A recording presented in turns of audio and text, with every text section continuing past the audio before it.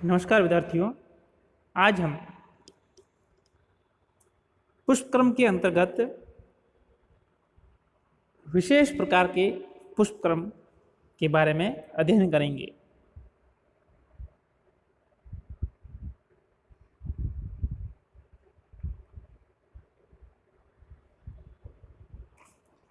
विशेष प्रकार के पुष्पक्रम तीन प्रकार के होते हैं: साइथियम, कूटचक्रक और आईपैंथोडियम। ये तीनों प्रकार के पुष्पक्रम विशेष प्रकार के पुष्पक्रम के अंतर्गत आते हैं, जिनका अब हम आगे विस्तृत अध्ययन करेंगे। सबसे पहले साइथियम पुष्पक्रम।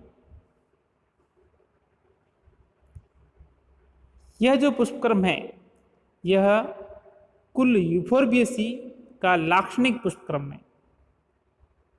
अर्थात हम ऐसे कह सकते हैं कि यूफोर्बिएसी कुल के जो पादप है, उनके अंतर्गत यह पुष्पक्रम पाया जाता है।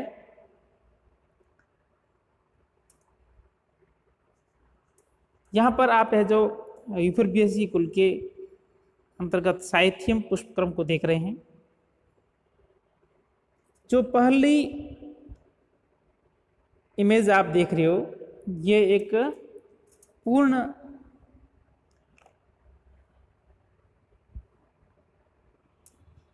साइथियम है, और दूसरी जो इमेज देख रहे हो, ये साइथियम पुष्पक्रम का एलएस है, अनुदैर्ध्य काट, जिसके अंतर्गत आपको पुष्पक्रम के सभी भाग स्पष्ट रूप से दिखाई दे रहे हैं।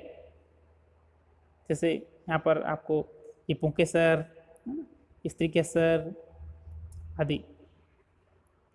अब हम इस पुष्पक्रम की क्या विशेषता है, उसके बारे में समझते हैं। सबसे पहले देखते हैं कि इसमें जो संपूर्ण पुष्पक्रम है, वह एक पुष्प के समान आपको नजर आता है। यानी जो संपूर्ण पुष्पक्रम है, ये अपने आप में लगता है जैसे कोई एक पुष्प हो, और इसके प्रत्येक पुष्प जो है, उसके अंतर्गत आपको सहपत्र देखने को मिलेंगे। यहाँ पर जो आपको ये पुंकेसर दिखाई दे रहे हैं, तो ये पुंकेसर वास्तव में पुंकेसर नहीं है, बल्कि एक नर पुष्प अपन कह सकते हैं। और इसी तरह से ये जो आपको स्त्रीकेसर दिखाई दे रहा है, ये स्त्रीकेसर नहीं होगे, बल्कि एक मादा पुष्प है।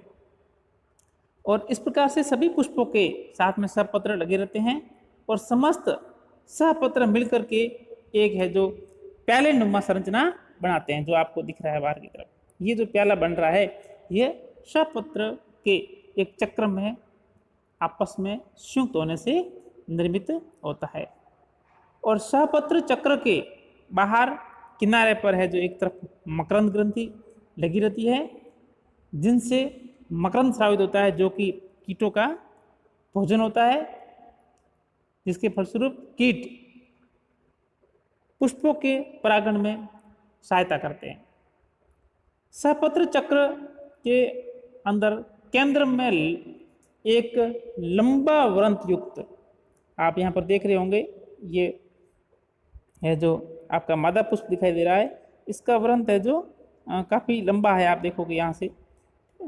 तो इस प्रकार से मादा पुष्प होता है, उसके अंदर पुष्प वृंत की लंबाई अत्यधिक होने से वह मादा पुष्प है जो पुष्पक्रम से बाहर निकला हुआ दिखाई देता है। मादा पुष्प अत्यधिक हाशित होता है, अर्थात इस मादा पुष्प के अंतर्गत आपको बाह्य दलपुंज, दलपुंज और पुंबंग, ये जो तीनों उसके चक्र होते हैं, ये आपको दिखाई नहीं देंगे। सिर्फ है जो मादा पुष्प एक अकेले जयांग के रूप में हमें दिखाई देता है। इसी तरह से जो पुंकेसर है, जिसको अपन देख रहे हैं, वो वास्तव में पुंकेसर नहीं है, बल्कि एक पुंकेसर अपने आप में एक नर पुष्प का प्रतिनिधित्व करता है। ऐसा हमें इसलिए प्रतीत होता है, या कैसे कह सकते हैं, ये इसका प्रमाण ये है कि यहाँ पर है जो आपको पुंकेसर जो दिखाई दे रहा है, इसके अंतर्गत आपको वृंतनुमा संरचना दिखाई देती है यहाँ पर। और जब वृंत युक्त संरचना हमें मादा पुष्प और नर पुष्प में देखने को मिलती है, तो इससे हमें ये आभास होता है कि अन्य चक्रों का इसमें ह्रास हो गया है या रिड्यूस्ड हो गए हैं, और अब है जो वो अकेला पुष्प है जो सिर्फ या तो नरजन्नांग के रूप में है या मादा जन्नांग के रूप में इस पुष्प कुंड के अंतर्गत अपनी उपस्थिति प्रदर्शित कर रहा है।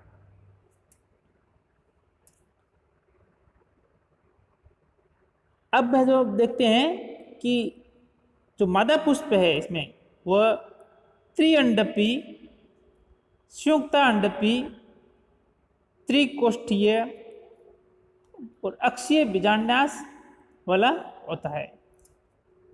वहीं इसमें वर्तिका की संख्या अंडकों के बराबर तथा प्रत्येक वर्तिका शाखित होकर 2 वर्तिकाग्र पालियों का निर्माण करती है। तो यहाँ पर आप देख रहे होंगे कि अपन त्रिअंडपी बोला, तो यहाँ पर आपको 3 वर्तिकाग्र दिखाई देंगे और प्रत्येक वर्तिकाग्र बाद में है जो शाखित पालियों के रूप में पाया जाता अपना को दिखाई देता है।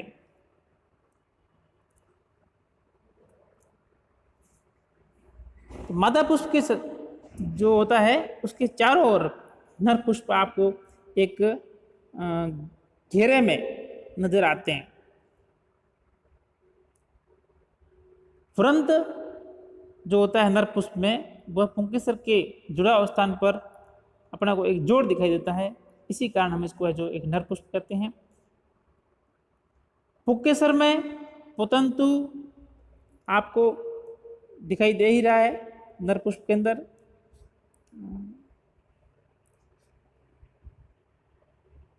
आपको ये परागकोश, ये पुतंतु और परागकोश और पुतंतु को जोड़ने वाली संरचना जो है कनेक्टिव संयोजक, ये है जो आपको नर पुष्प में देखने को मिलते हैं। साइथियम में नर व मादा पुष्प तलाभिसारी क्रम में व्यवस्थित रहते हैं, अर्थात मादा पुष्प सबसे पहले है जो परिपक्व होते हैं तथा नर पुष्प बाद में है जो परिपक्व होते हैं। इस प्रकार केंद्र में स्थित नर पुष्प है जो सर्वप्रथम परिपक्व होते हैं तथा परिधि की ओर स्थित नर पुष्प क्रमशः बाद में परिपक्व होते हैं। और ये जो साइथियम पुष्पक्रम है ये ससीमाक्ष पुष्पक्रम का रूपांतरण है। और उदाहरण की हम बात करें तो यूफोर्बिया पल्चीरिमा जो इसका मुख्य पुष्पक्रम प्रदर्शित करता है। इसी के साथ साथ आपको पोइनसिटिया और जो पेडिलेंथिस के अंतर्गत भी इस प्रकार का पुष्पक्रम देखने को मिलता है। दूसरा है कूट चक्रक। यह पुष्पक्रम लेमियसिकुल, जो अपन तुलसी कुल बोलते हैं, का लाक्षणिक पुष्पक्रम है। यह एक प्रकार का द्विशाखी ससीमाक्ष पुष्पक्रम है, या अपने कैसे कह सकते हैं कि द्विशाखी ससीमाक्ष पुष्पक्रम का संघनित रूप है। इसमें स्तंभ पर पत्तियां अपोजिट विन्यासित रहती है। यहाँ पर आप अगर देखोगे तो ये जो आपको स्टेम दिखाई दे रहा है, यहाँ पर पत्तियां हैं जो अपोजिट डायरेक्शन में आपको विन्यासित दिखाई देती है तथा प्रत्येक पत्ती के कक्ष से एक पुष्पक्रम निकलता है। ये जो पर्ण है ये इसकी कक्ष है, इस कक्ष से है जो आपको एक पूरा पुष्पक्रम निकलता हुआ नजर आता है। यहाँ जो 2 पत्तियां हैं अपोजिट दिशा में, तो दोनों की कक्ष से एक एक पुष्पक्रम विकसित होता है। अतः इन पत्तियों को सहपत्र कहते हैं। क्या कहते हैं? सहपत्र। और इस प्रकार से पुष्पक्रम में प्रथम अक्ष के अंतः स्थिति पर है जो पुष्प लगता है। यानी अगर आप इधर देखोगे इमेज के अंदर ध्यान से, तो ये है जो आपका, समझ लो यहाँ पर आपका ये अक्ष है और ये जो आपकी पर्ण है, यहाँ पर इस पर्ण की कक्ष से है जो आपका पुष्पक्रम विकसित होता है। और इसके अंतर्गत जो प्रथम पुष्प होता है वह अंतस्थ स्थिति में होता है। आप यहाँ देख रहे हो दोनों तरफ है जो एक एक पुष्प निकलता है, ये प्रथम पुष्प है। इसके बाद में अपन देखते हैं कि इसके अंतर्गत द्विशाखी ससीमाक्ष अपन ने बोला है, तो नीचे की तरफ से दो पुष्प निकलते हैं पार्श्व दिशाओं में से, आप यहाँ पर देख रहे हैं। तो ये क्या हो जाता है, प्रथम बार में हो जाता द्विशाखी ससीमाक्ष में नजर आता है। उसके पश्चात ये है जो एक शाखी ससीमाक्ष में स्कॉर्पियोइड रूप में परिवर्तित होता है। या आप ऐसे कह सकते हैं यूनिपेरस स्कॉर्पियोइड। स्कॉर्पियोइड में मैंने क्या पढ़ा था कि एक बार बाईं ओर और एक बार दाईं ओर अपने को शाखा देखने को मिलता है। तो आप यहाँ पर देखेंगे कि इसके बाद में एक शाखी पुष्पक्रम आपको नजर आ रहा है यहाँ पर इस तरह से। तो इस प्रकार से हम देखते हैं कि तुलसी कुल के पौधों में है जो ये पुष्पक्रम होता है, यह स्तंभ अर्थात अक्ष को है जो घेरे रहता है, इसलिए इस प्रकार के पुष्पक्रम को कूट चक्रक पुष्पक्रम कहते हैं। पुष्पक्रम में सभी पुष्प होते हैं वो अवृंती होते हैं, छोटे होते हैं तथा बिल्कुल पास पास व्यवस्थित रहते हैं। एग्जाम्पल के रूप में तो हम पहले ही आपसे बात कर चुके हैं कि तुलसी कुल का लाक्षणिक पुष्पक्रम में तो तुलसी जो हम ओसिमम सैंक्टम और इसकी जो अन्य स्पीसीज है उन सब के अंतर्गत हमें इस प्रकार का कूट चक्र पुष्पक्रम देखने को मिलता है। तीसरा और अंतिम जो विशेष प्रकार का पुष्पक्रम है उसके अंतर्गत हम हाइपेंथोडियम के बारे में अध्ययन करते हैं। यह पुष्पक्रम एक विशिष्ट प्रकार का पुष्पक्रम है जो कि फाइकस वंश का लाक्षणिक पुष्पक्रम है। हाइपेंथोडियम पुष्पक्रम में पुष्पासन मासल मोटा मासल और मोटा तथा नाशपाती के आकार का हो जाता है।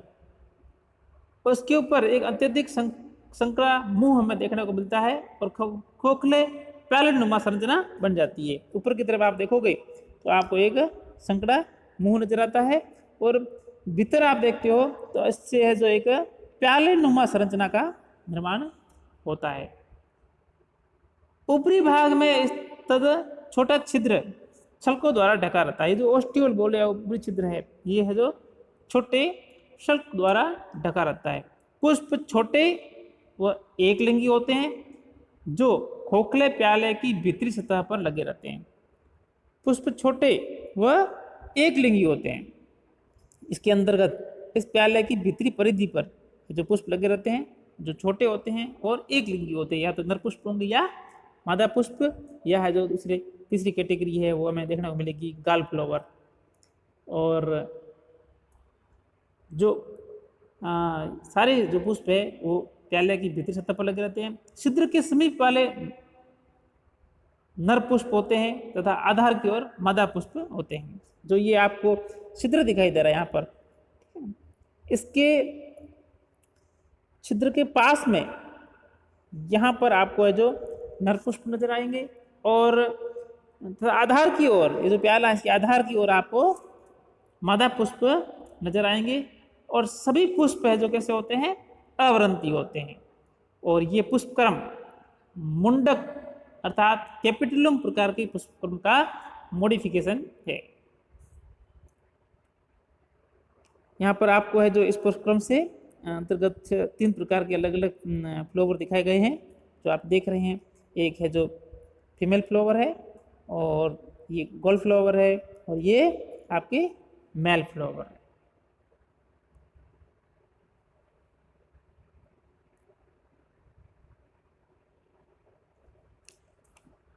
तो ये पुष्पक्रम जो कि फाइकस जाति के जो पौधे हैं जैसे बरगद, अंजीर, पीपल, गूलर आदि में है जो पाया जाता है। धन्यवाद।